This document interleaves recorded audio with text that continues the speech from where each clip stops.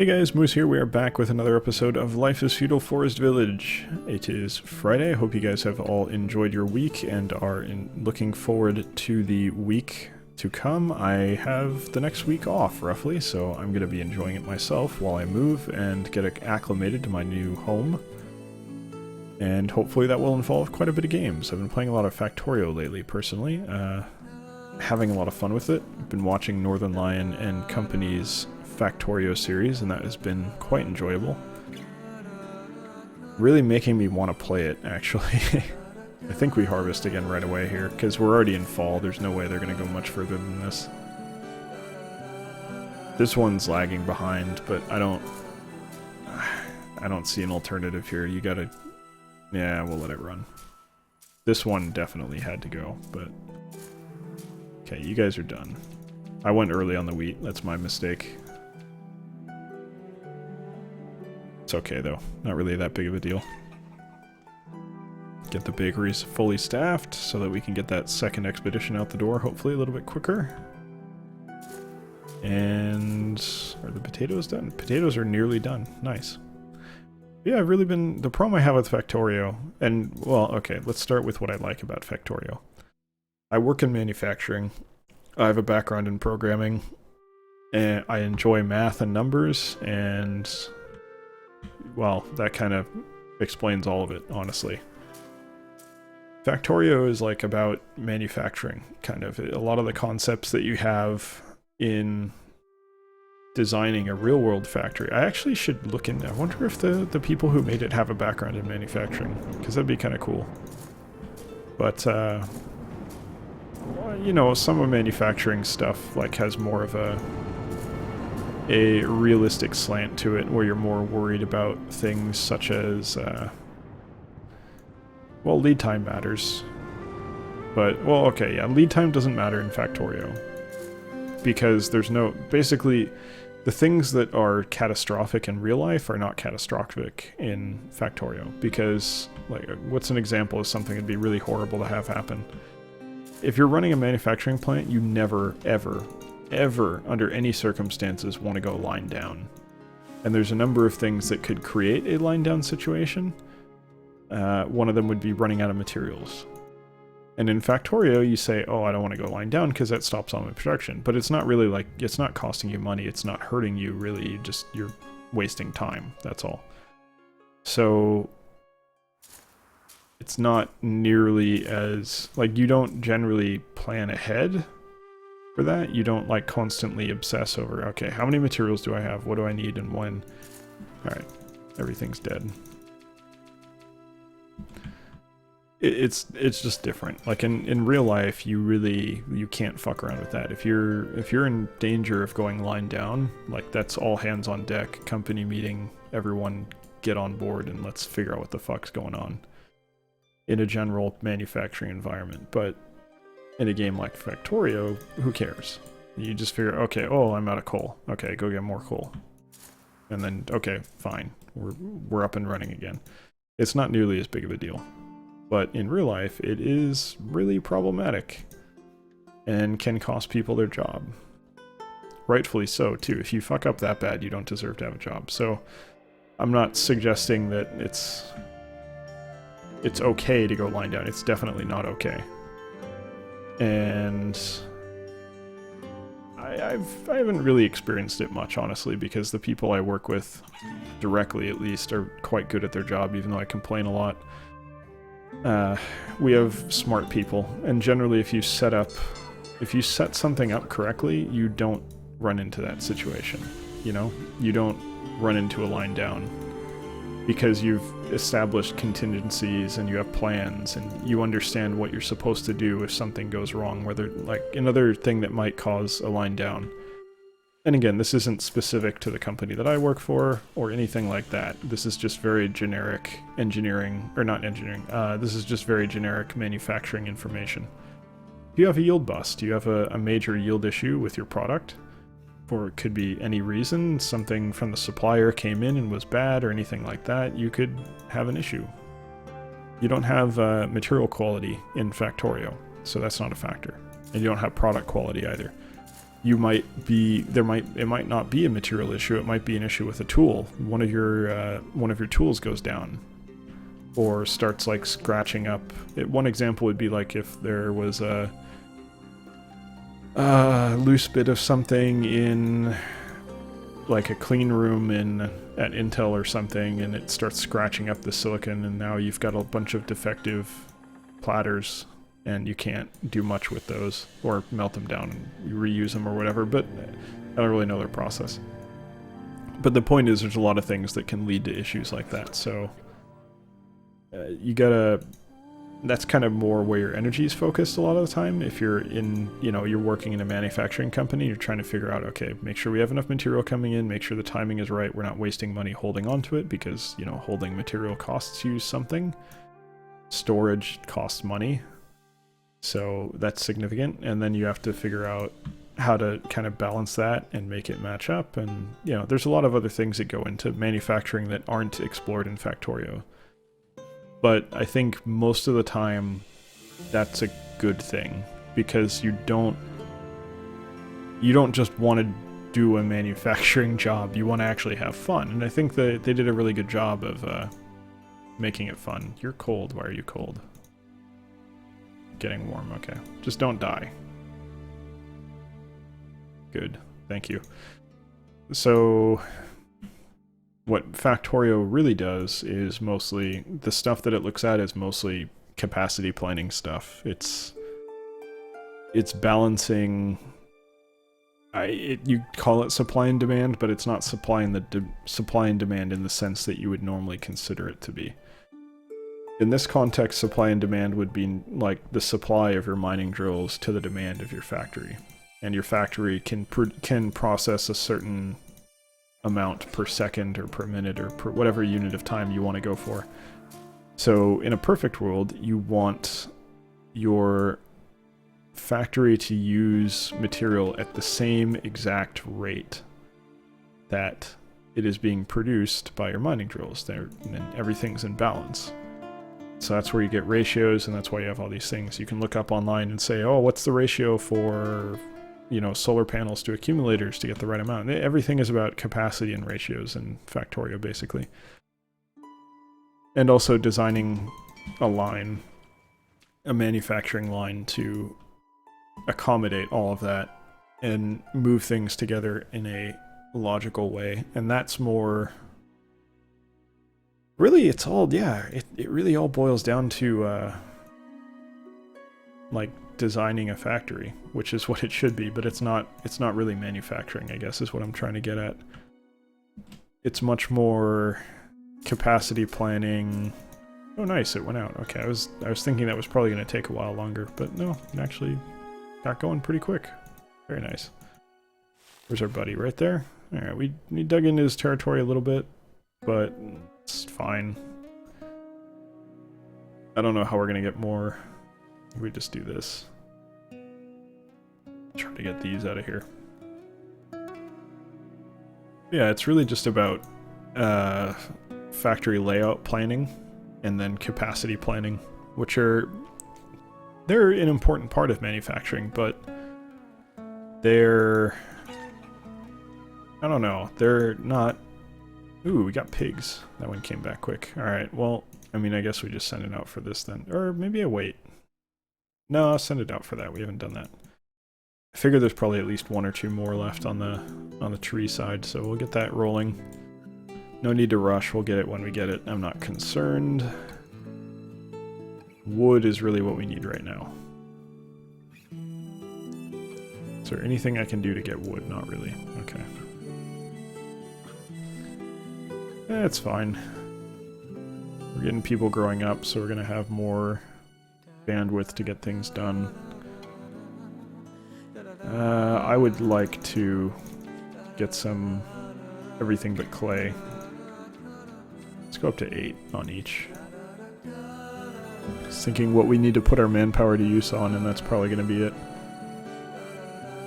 But yeah, the manufacturing... Ooh, Lord, no! Lord died so young.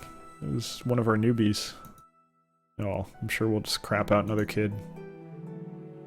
It'll be fine. See, a baby was born. They're already being replaced. But yeah, Factorio's really been enjoyable because, especially watching other people play it and kind of seeing what it would be like as a group, I feel like it's...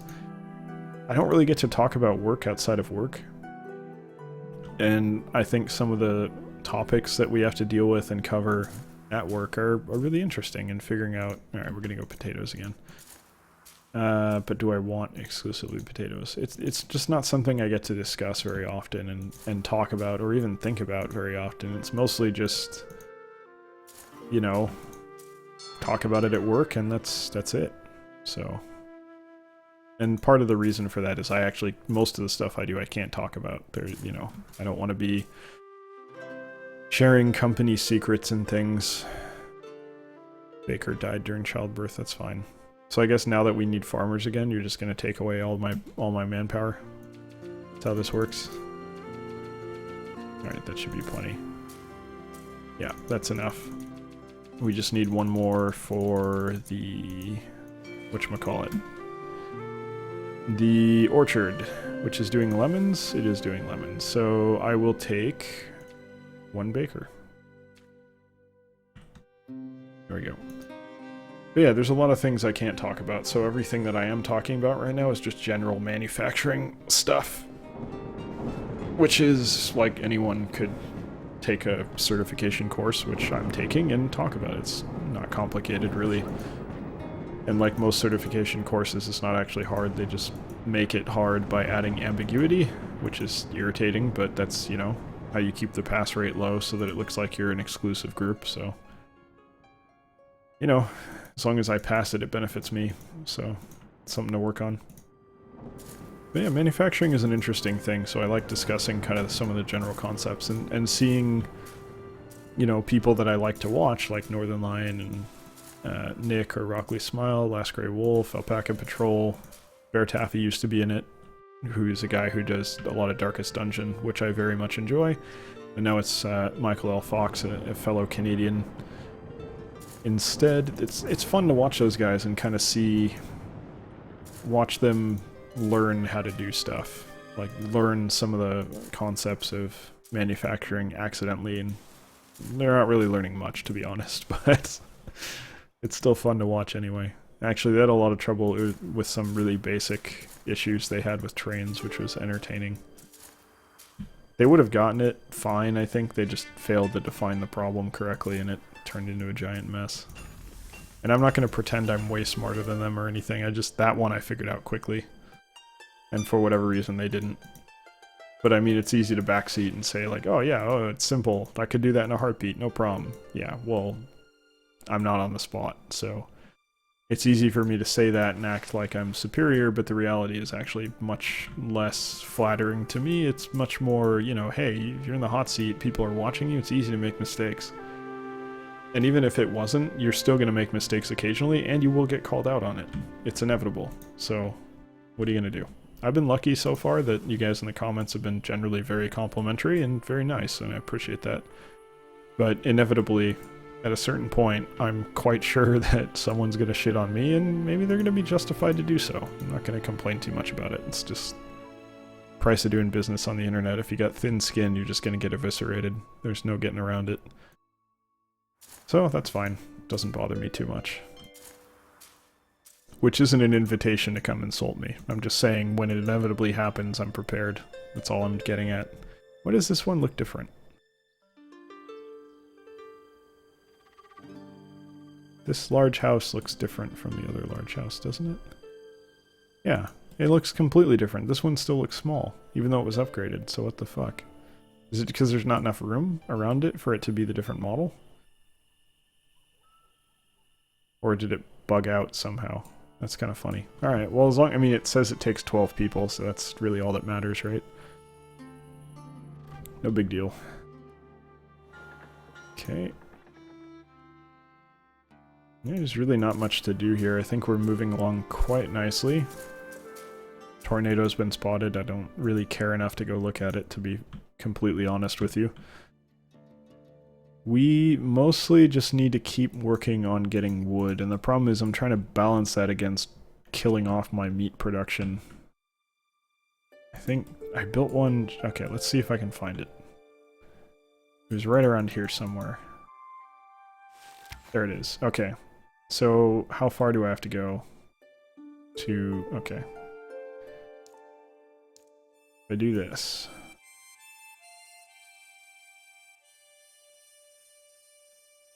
Okay, that should work. I don't know if people are going to starve by doing that, but I'm hoping that they make it out and come back in time. It's going to have to be in the winter too when they do that, so it'll potentially cause some issues for us. But I think we might be okay. We're getting to the point where we're almost fully staffed, so until we have the next major die-off, we're going to be fine. Don't know when that's going to happen. Hopefully never, but knowing me, I'll overreach on something and it'll get us punished, and that's just life. Until then, we're doing okay here. I don't know why this tree is bigger. It's very strange. The two corner ones are much bigger than the other ones, so I don't know what the hell's going on with that. It's very bizarre. It's okay. Population's growing. We're up to 66 total. Got about 9 people that are not adults. Starting to move up, up, up, up. Let's cut down these. Get some more wood going. I really gotta replenish, otherwise I'm not gonna be able to keep up if I don't keep getting lots of wood. I might have to sacrifice one of my hunting lodges. Not really too keen on doing that, because the second it's not, and this is kind of something that I've learned with money as well. And it applies in this situation. It's not about how much you have, it's about the rate with which you get more. Savings are fine, and our savings of a little over 1,000 food are great. It's fantastic. But the second my income of food goes negative, and I'm spending money that I have in savings instead of putting away more, I'm fucked. Like, that has to change right away. You cannot let it go negative. And that's what I'm afraid of. So we're going to get a big bump this year because we're growing more potatoes than anything else. In fact, we're exclusively growing potatoes. So that's going to help. But at the same time, if I can't sustain that consistently, it's going to backfire. I'm gonna harvest now because we don't need all this. And I just want to make sure they get everything and then get out off of that quickly so that they can go cut down trees. Okay. So once that's done, we are already done with fish pies. Okay, well, that's lovely. I'm gonna actually take these guys off of fish pies and put them back on meat because I don't think we need more fish pies after the. I'm hoping that when this guy comes back, this one will go out, get our whatever the.